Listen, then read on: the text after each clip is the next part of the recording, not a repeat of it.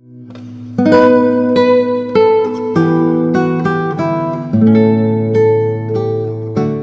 if this was a TV show, at this part of the program, there would be a lot of concern on behalf of the audience. اگر این یک برنامه تلویزیونی بود، در این لحظه کلی توجه و نگرانی برای شنونده ها و بیننده ها ایجاد می شد. I mean, the way the story has gone so far, it looks like that Boaz and Ruth are going to be married and all of their situation will be solved. خب اون طوری که شرایط پیش داشت میرفت تا پیش از این به نظر می رسید خب بوعز و روت با هم ازدواج خواهند کرد، زندگی خوش و شیرینی خواهند داشت و همه مشکلات به نوعی حل خواهد شد. But if that's going to happen, if they're going to be together, Boaz is going to have to manage some kind of plan in order to be successful. ولی اگر قرار بود که این اتفاق رخ بده و بوعز و روت به خوبی و خوشی کنار هم زندگی بکنن، بوعز باید میرفت و کمی از این مشکلی که به وجود اومده بود رو حل میکرد. Additionally, they're going to have to be careful in case people around get the wrong idea. باید همینطور خیلی مواظب می بودن که مردمی که اطراف اونها هستن اشتباه برداشت نکنن. They have been morally pure so far and they want to keep and maintain that integrity. تا به این جای داستان در پاکی اخلاقی خودشون رو حفظ کردن و میخوان به همین صورت در نزد مردم ادامه بدن. So he asked that she remain while he goes into town. بنابراین بوعز از روت میخواد که اونجا بمونه تا زمانی که بوعز به شهر میره. 3 times in this passage he makes a strong commitment to redeem her. 3 بار در این متن بوعز قول میده، عهد میبنده که او را آزاد خواهد کرد و بازخرید به نوعی که از وظایف ولی هست. And this is exactly what Naomi was hoping for. و این دقیقاً همون چیزی بود که نعومی برای اون امید داشت. Their primary motivation right now is for Ruth to be secure in her future. بنابراین اون هدف غایی در این داستان اینجا حتی در نزد نعومی هم این بود که آینده روت در امنیت باشه. We will see later that other things are involved. حالا جلوتر خواهیم دید که موضوعات دیگری هم در این تصمیم دخیل هستند. But in this moment between Naomi and Ruth and Boaz, it is for the sake of Ruth that this marriage is taking اما در place. این لحظه برای روت، نعومی و بوعز آینده روت و امنیت آینده او مهمترین موضوع هست. Let's read verses 14 and 15. آیات 14 و 15 رو میخونم. پس روت تا صبح نزد پاهای او خوابید، اما پیش از آن که کسی قادر به تشخیص دیگری باشد برخاست، زیرا بوعز گفت کسی نفهمد زنی به خرمنگاه آمده است. او همچنین گفت 4 قدی را که بر توست بیاور و بر دستانت بگیر. پس روت 4 قد خود را به دست گرفت و او 6 پیمانه جو پیمود و بر وی نهاد. آنگاه او به شهر رفت.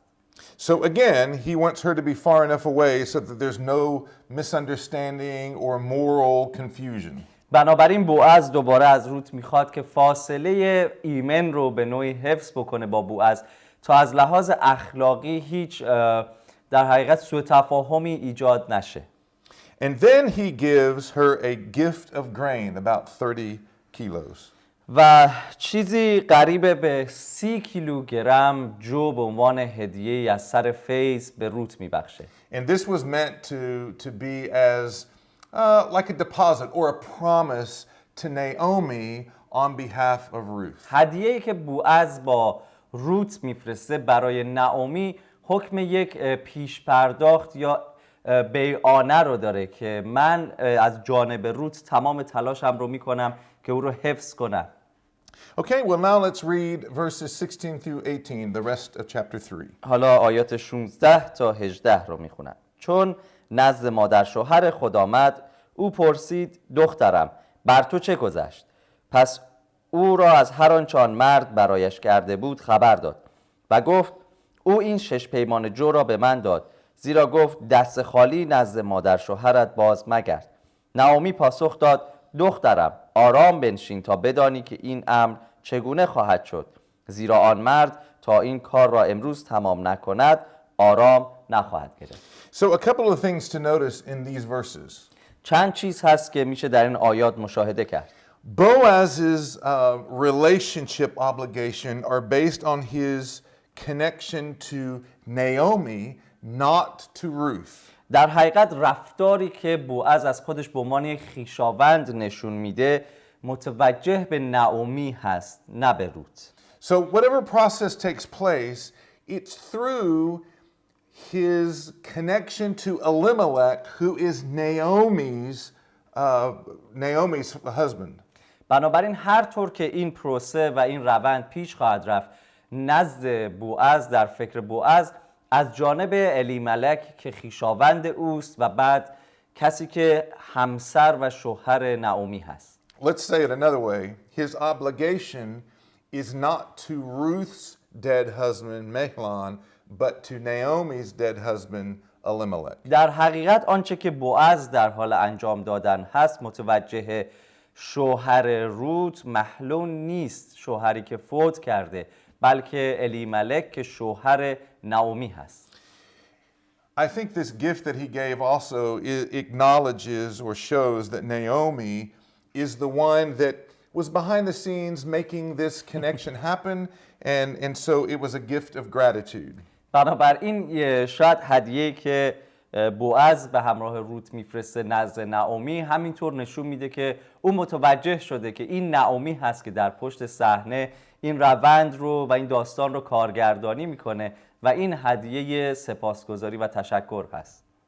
But the grain also, as I said earlier, is a sign of good faith that he's going to keep his commitment as a kinsman redeemer, as a goel. اما جویی که به همراه روت فرستاده میشه همونطور که پیش از این هم عرض کردم خدمتتون به این معنا بود که بیعانه‌ای نزد اونها میفرسته که من قول و عهد خودم رو حفظ خواهم کرد و روت رو و مایملک شما رو بازخرید خواهم کرد.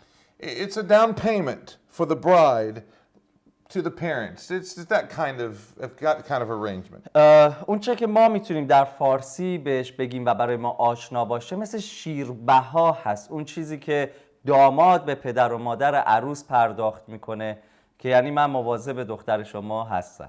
So at the end of the chapter, Ruth and Naomi have done all they can. Everything from now on is in the hands of Boaz. پس تا پایان باب 3 نعومی و روت هر آنچه رو که از دستشون ساخته بود و به ذهنشون میرسید انجام دادن و از اینجای داستان به بعد همه چیز در دستان بوعز هست. So chapter 4 begins a new scene, really a new act, the conclusion of how this story will end. در حقیقت باب 4 آغاز یک صحنه و پرده جدیدی از این نمایش هست و یک جور نتیجه گیری و جمع‌بندی از اینکه چطور این داستان به پایان میرسه. Let's look at chapter 4 verses 1 through 2. باب 4 آیات 1 تا 2 را میخونم. و اما بوعز به دروازه شهر رفت و آنجا بنشست. اینک آن ولی که بوعز درباره‌اش سخن گفته بود میگذشت. پس بوعز گفت فلانی بدین سو آمده بنشین. پس او آمده بنشست. آنگاه بوعز 10 تن از مشایخ شهر را برگرفته به دیشان گفت اینجا بنشینید. پس ایشان بنشستند. So in the days of the Old Testament, the city gate was the center of all of the judgments that take place in the city. It's where the elders met, and when there was city business or official town's business, that's where they met to have those kinds of discussions. در روزگار عهد عتیق دروازه‌های شهر جایی بود که مشایخ، ریش‌سفیدان، بزرگان شهر اونجا جمع می‌شدن. داوری‌ها، قضاوت‌ها، حل و فصل مشکلات درون شهری در دروازه‌های شهر و نزد این مشایخ و پیران صورت می‌گرفت. And in verse 1 it says, as he sat down, it just so happened that the Redeemer, the man that actually has the rights to, it just so happens that man came by at that very moment. در آیه 1 از باب 4 وقتی که نگاه میکنیم کلام اینطور میگه که بوعز در دروازه شهر نشست و دست بر قضا تصادفاً اون ولی که بوعز درباره‌اش صحبت میکرد و به روت نزدیکتر هست از اونجا میگذشت. سبک نگارش انگار طوری هست که خیلی قضایا تصادفی داره اتفاق میفته. Yeah, it's just another indication that God is at work in places that you can't see. پس دوباره این یک تأییدی میتونه به ما بده که در جاهایی که ما قادر به دیدن نیستیم خدا همچنان در پشت صحنه عمل میکنه. Now, I know in Persian you have a phrase, I think you read it there, for some guy, somebody that you don't know. That phrase there, that word that you use there, comes from the same Hebrew word. It means just some guy out there that has no name that came by. اون چه که در ترجمه فارسی ما هم موجود هست، بوعز این شخص رو فلانی صدا میکنه، یعنی ایده شخصی که شما حتی اسم او رو شاید نمیدونی، مشخص نیست و در زبان اصلی عبری هم همین ایده از این کلمه گرفته میشه. So verses, let's just read verse 3. آیه 3 رو میخونم. سپس به آن ولی گفت نعومی که از دیار موآب بازگشته قطع زمینی را که از آن برادرمان الیملک بود میفروشد. So Boaz stands and declares his desire to purchase the land. بنابراین بوعز با این صحبت میگه من اشتیاق دارم که این زمین رو بخرم. So there's a lot of questions you have to ask. What happened to that property while Elimelech and his family were gone? خب کلی سوال ها میشه اینجا پرسید از متن. به عنوان مثال اینکه وقتی الیملک و خانواده‌اش از بتلهم رفتن چه اتفاقی برای این قطع زمین افتاد؟ Was the land sold? آیا این زمین فروخته شده؟ If so, who received the money? اگر فروخته شده چه کسی بهای اون رو دریافت Was it کرده؟ Naomi? Was it Elimelech? آیا نعومی به عنوان صاحب اون مزرعه بها رو دریافت کرده و زمین یا الیملک؟ Why isn't Naomi using the land now to support herself in this situation? و چرا نعومی حالا نمیتونه از این قطع زمین استفاده بکنه و برای شرایطی که با اون روبرو هست خودشون رو حمایت بکنه؟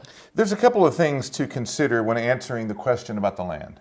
به بعضی چیزها باید توجه بکنیم وقتی درباره این قطع زمین سوال میکنیم. First, the Bible just doesn't tell us what happened.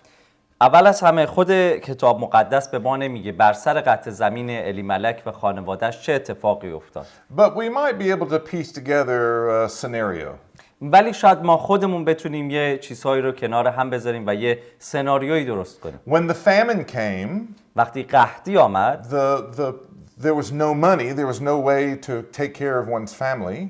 هیچ پولی و درآمدی وجود نداشت، پس به هیچ صورتی نمیشد از خانواده محافظت کرد. So Elimelech may have either sold the land to somebody within the city, or he may have sold the rights to the production of the land. بنابراین به نظر میرسه شاید الیملک خود زمین رو به کسی در اون شهر فروخته و یا حق برداشت محصول در اون زمین رو به شخص دیگری واگذار کرده.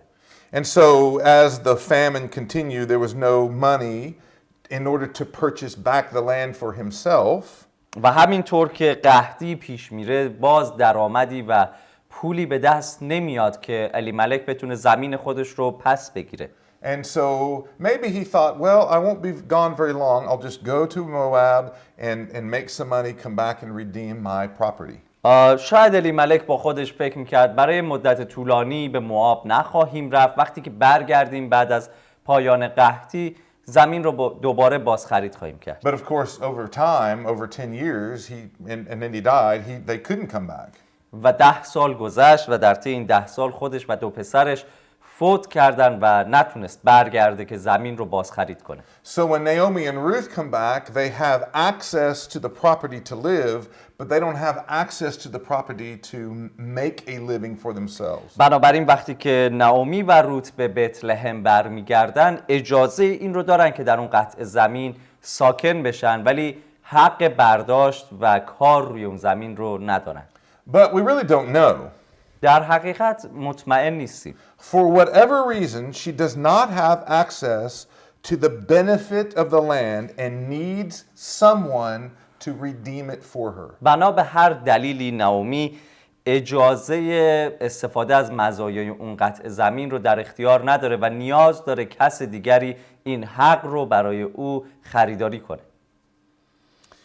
This is an important conversation for Naomi because Naomi, as a widow, she has no way to take care of herself. و این موضوع برای نعومی موضوع خیلی مهمی هست چون به عنوان یک بیوه و تهیدست کسی رو نداره که از او مراقبت بکنه. Widows depended upon their sons to take care of them when they are older. بیوه ها معمولاً امیدشون و توکلشون به پسرانشون و فرزندانشون خواهد بود که در روزگار سالخوردگی و پیری از اونها مراقبت کنند. We're not exactly sure what Naomi's rights are in this sale of the land. کاملا مطمئن نیستیم که حق و حقوق نعومی در این زمین فروخته شده چی و به چه مقدار هست. The Bible is silent about widows' rights over against inheritance and land sales. There's just not enough information. در خود کتاب مقدس در این موضوع که بیوه یک شخص بر زمینی که اون شخص فروخته یا واگذار کرده بعد از فوت او چه حق و حقوقی داره سکوت کرده و به ما اطلاعاتی نداده. When it comes to inheritance though, here is the biblical order. اما وقتی به موضوع وراثت میرسیم اینها ترتیبات کتاب مقدسی هست. So sons, then daughters, then brothers, پسران و بعد از اون دختران و بعد برادران، then uncles, and then after uncles it's like some non-specific relative.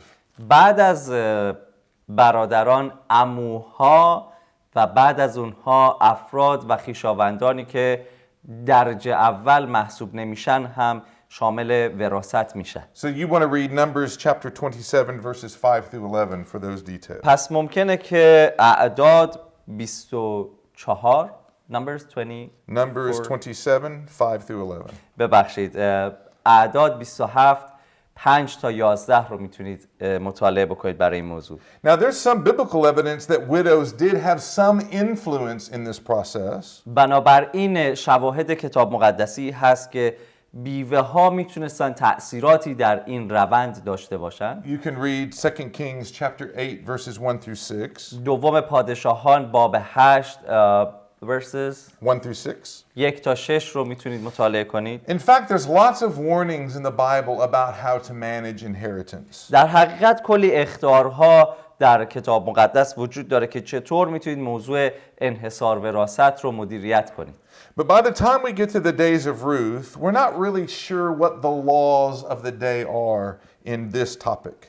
وقتی به روزگار روت میرسیم به ایام او مطمئن نیستیم که اصولی که در اون زمان پذیرفته شده و قابل اجرا هست چیست در موضوع انحصار وراثت. It seems in this situation that Naomi has some ownership, some influence in the sale of the land. به نظر میرسه که در این موضوع و در این مورد نعومی از اندکی حق و حقوق درباره فروش و تصمیم گیری برای این قطع زمین برخوردار هست. But because she's been gone for more than 10 years and because she has no heirs, it really has complicated things. اما چون برای مدت زمان طولانی از اون منطقه دور بوده و هیچ نسل و ذریتی هم نداره برای او خیلی سخت هست که بخواد حق خودش رو باز پس گیره. But it doesn't really matter because she needs, no matter what the situation is, she still needs a goel.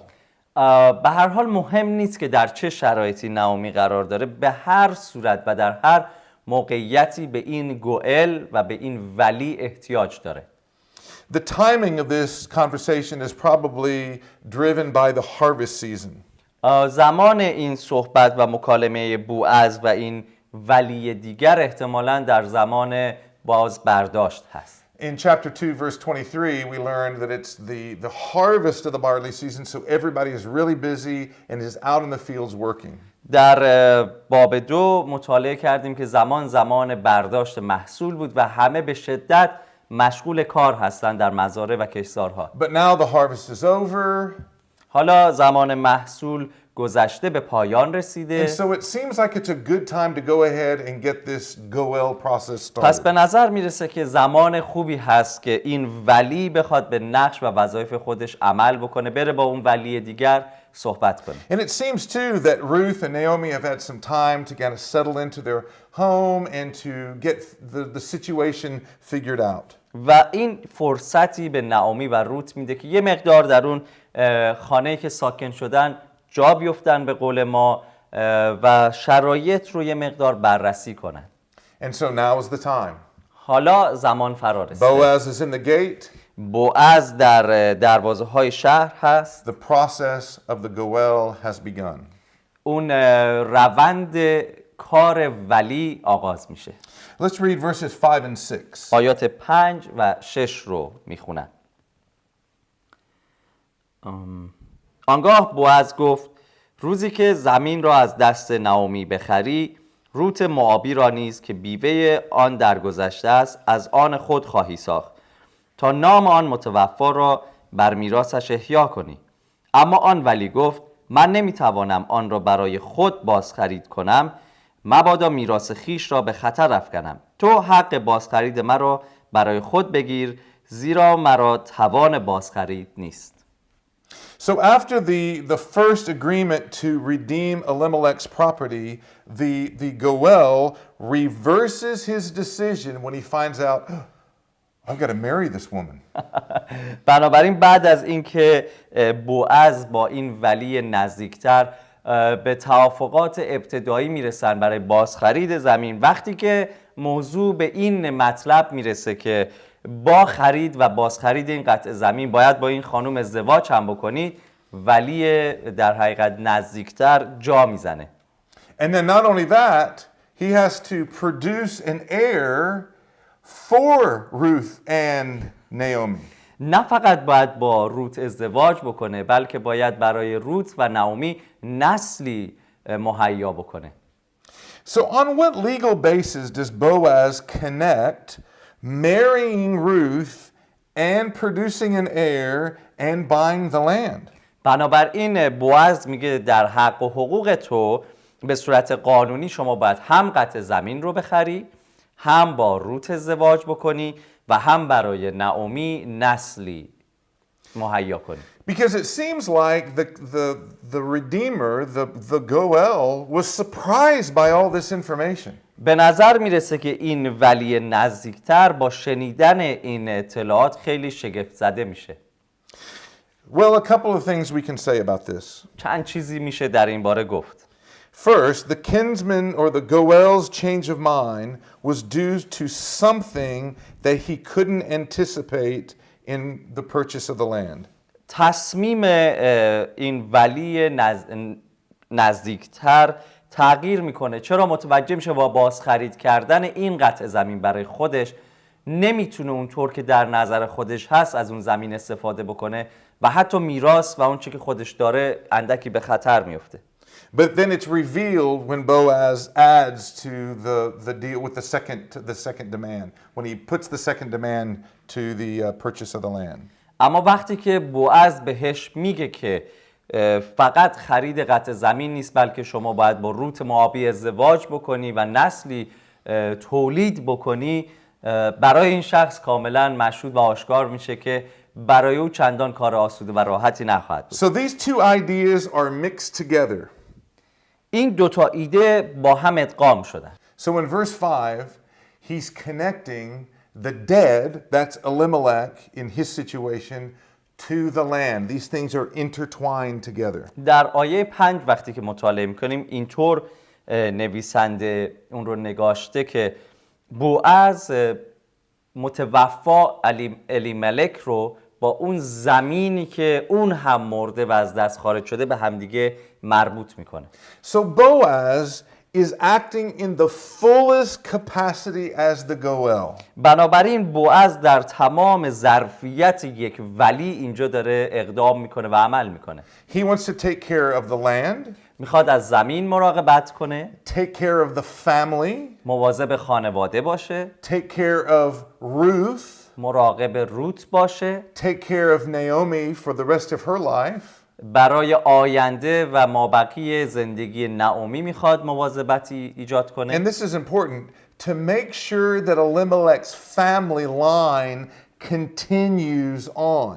و این مهم هست که بدونیم بوعز میخواد کاری بکنه که مطمئن بشه این خط و سیر خانوادگی الیملک به پیش خواهد رفت و متوقف نخواهد شد.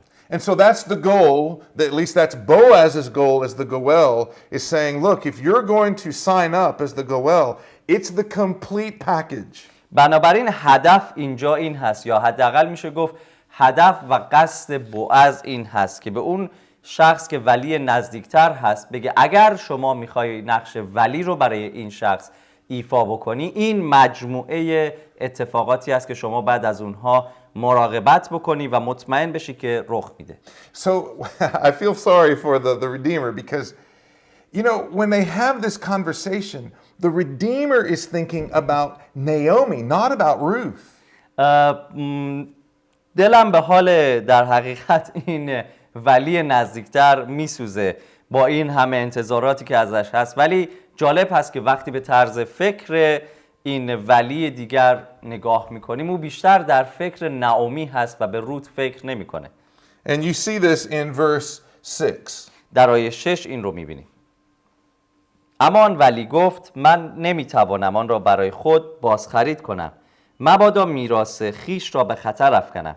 تو حق بازخرید مرا برای خود بگیر، زیرا مرا توان بازخرید نیست. So here's what's going on. The Redeemer thinks, okay, if I'm going to redeem Naomi and her family, I marry Naomi, and she's too old to produce an heir, so then my kids will get her inheritance too, or Elimelech's inheritance too, because she'll have no heir. خب در فکر این ولی نزدیکتر این بود که مشکل خاصی نیست، من میتونم زمین رو بازخرید کنم، بله من امر ازدواج رو هم به جا میارم، ولی با نعومی در فکر خودش فکر میکرد که باید ازدواج بکنه و اینطور فکر میکرد نعومی که سال خورده هست بچه‌ای ما نخواهیم داشت، بنابراین فرزندان من صاحب این میراث و این ارث نعومی نیز خواهند شد. So then when he finds out, oh, I got to marry Ruth, Ruth is young, she could still produce children. اما بعد متوجه شد که ایشون در فکر بوعز باید با روت ازدواج کنه. روت جوان هست و میتونه فرزندان داشته باشه. So he's going to take his money, he's going to buy land that's not his, he's going to produce a child with Ruth, the child will grow up and will take that land. All he'll do is put money out, he'll get nothing in return. بنابراین این ولی متوجه میشه که خب چندان اقتصادی نیست این تصمیم، باید پولی رو بده، زمینی که مال خودش نیست رو بخره، با روت ازدواج بکنه، بچه دار بشن، بچه بزرگ میشه و صاحب این زمین میشه، پس در نهایت هیچ چیز نصیب این ولی نخواهد شد. Do you remember what the definition of chesed is? به یاد دارید که تعریف خسد چی بود؟ It's when you do something good for somebody else and you have no hope of getting any benefit from it. بدین معنا بود که شما محبتی رو در حق دیگری، کاری رو برای شخص دیگری انجام میدی که میدونی در نهایت از انجام اون کار هیچ منفعت و سودی نصیب خود شخص نخواهد شد. You see, this Redeemer, he didn't have chesed. پس این ولی خسد یا احسان نداره. He's looking at a way that he can get an advantage. بنابراین داره دنبال راهی میگرده که خودش هم سودی ببره در این داستان. He can't afford to be the goel. و نمیتونه که نقش گوئل یا ولی رو به خوبی ایفا کنه. So let's see what happens. ببینیم چه اتفاق میفته. Let's read verses 7 through 12. آیات 7 تا 12 رو میخونم. در ایام قدیم رسم بازخرید و مبادله در اسرائیل این بود که برای رسمیت بخشیدن به هر چیز شخص کفش خود را از پا به در میکرد و آن را به شخص دیگر میداد. این بود روش گواهی دادن در اسرائیل. پس آن ولی به بوعز گفت تو آن را برای خود بخر و کفش از پا به در آورد. آنگاه بوعز به مشایخ و همه قوم گفت امروز شما شاهدید که من تمامی مایملک الیملک و تمامی مایملک کلیون و محلون را از دست نعومی میخرم. همچنین روت موآبی بیوه محلون را نیز به زنی خود گرفتم تا نام آن درگذشته را برای میراث وی باقی نگاه دارم، تا نام او را از میان برادرانش و از دروازه شهرش محو نگردد. امروز شما شاهد باشید. آنگاه همه مردمانی که نزد دروازه بودند و مشایخ گفتند ما شاهدیم. باشد که خداوند این زن را که به خانه تو می آید همچون راحیل و لیه گرداند که با هم خانه اسرائیل را بنا کردند. باشد که در افراته به شایستگی عمل کنی و در بیت لحم پرآوازه شوی و به واسطه فرزندانی که خداوند از این زن جوان به تو میبخشد خاندان تو همچون خاندان فرس باشد که تامار برای یهودا زایید. So verses 7 through about verse 10 is just the summary of all the things Boaz is going to do on behalf of Naomi and Ruth. آیات 7 تا 10 تمام اون اتفاقاتی که در این سه آیه رخ میده همه آن چیزی هست که بوعز به عنوان ولی از جانب نعومی و روت انجام خواهد داد. So let's think this through. Who benefits from Boaz's actions? پس اینطور بریم جلو. چه کسی از رفتار و اعمال بوعز سود میبره؟ Well, the first one's clear. Ruth does. اولین شخص به صورت واضح و شفاف روت هست. Ruth gets a husband. روت شوهردار میشه. Naomi benefits. نعومی هم سود میبره. How does Naomi benefit? Well, she does it. Now she's in a situation where Boaz will care for her. چطور نعومی در این داستان سود میبره؟ چون همین الان هم در وضعیتی است که بوعز مراقب اوست. But more importantly, they buy the land back. The land stays in Elimelech's family. مهمترین چیز این هست با عمل بوعز به عنوان ولی این قطع زمین بازخرید میشه و به عنوان زمین خانوادگی الیملک نگه داشته میشه. And now there's real hope because after Elimelech's boys passed away, after they died, Elimelech's family died. There was no hope for his family line to continue. حالا برای نعومی دوباره امیدی شکل میگیره چون بعد از فوت الیملک و پسرهاش در حقیقت در نزد نعومی کل خانواده و آینده از بین میرن و فوت میکنن. And so that's what he means by this idea of dying. It's more than just the children dying. It's the history of the family, the future of the family died the moment that last son died. بنابراین برای نعومی و در این آیاتی که مطالعه شد وقتی میگه فوت فقط منظور مرگ شوهر و دو پسر نیست بلکه در لحظه‌ای که پسر دوم مرد تمام آینده و تاریخ این خانواده هم مرد. And so this is why this is a moment of real hope for Naomi. The first hope she's had in a long time. و این لحظه بازگشت امید به نعومی هست. امیدی که برای مدت طولانی نداشت. So I want you to see in verse 11 when they finish making the deal, there is a blessing that comes to Boaz. و میخوام آیه 11 رو ببینید. وقتی که کار بوعز به عنوان ولی انجام میشه برای او برکتی در نظر گرفته میشه. But although it's a blessing on Boaz's life, it's actually directed to Ruth. و برکتی که به مشایخ به بوعز میدند خیلی مستقیم به روت مربوط هست. But actually, even though it's directed to Ruth, it's really more meaningful for Naomi. She's the ultimate benefit if Ruth and Boaz have a child.